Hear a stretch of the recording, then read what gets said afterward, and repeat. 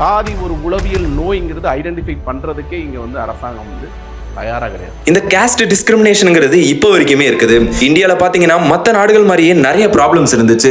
மொழி ரீதியாவோ மத ரீதியாவோ வர்க்க ரீதியாவோ நிறைய பிரச்சனைகளும் இருந்துச்சு.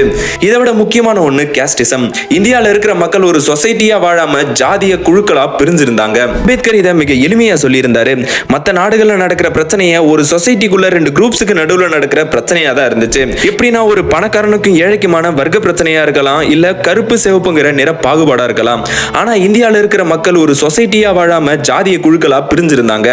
அதை தான் அம்பேத்கர் ரொம்பவே எளிமையா கிரேடர் இன்இக்வாலிட்டி அப்படின்னு சொல்லியிருந்தாரு.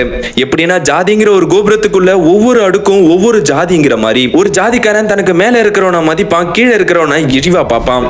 அதனாலதான் அம்பேத்கர் இந்தியாவில பொருளாதார ஏற்றத்தாழ்வு மட்டும் இல்ல ஜாதிய ஏற்றத்தாழ்வும் இருக்குன்னு சொன்னாரு. இங்க தனிமனித சுதந்திரம் மட்டும் போதாது, சோசியல் ஈக்குவாலிட்டியும் வேணும்னு சொன்னாரு. இதனாலதான் ரிசர்வேஷன் அப்படிங்கிற ஒண்ணு கொண்டு வந்தாங்க. எக்ஸாம்பிளுக்கு நான் தான் அதிகாரம்னு நினைச்சுக்கோங்க. எனக்கு முன்னாடி வரிசையா 4 பேர் நின்னுகிட்டு இருக்காங்க. முதல்ல இருக்கிறவருக்கு அதிகாரம் ஈஸியா கிடைச்சிரும். ஆனா 4வதா இருக்கிறவருக்கு அதிகாரம் கிடைக்கவே கிடைக்காது. அதிகாரம் படிப்புன்னு பரம்பரையா அவங்களுக்கு எதுவுமே கிடைக்கிறது கிடையாது.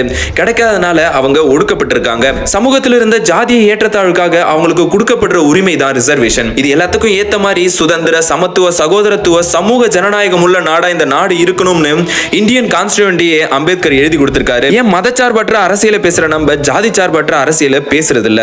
மறக்காம கமெண்ட்ல சொல்லுங்க. அடிப்படை அரசியலை அடுத்தடுத்த வீடியோல பார்க்க சேனலை மறக்காம சப்ஸ்கிரைப் பண்ணிக்கோங்க.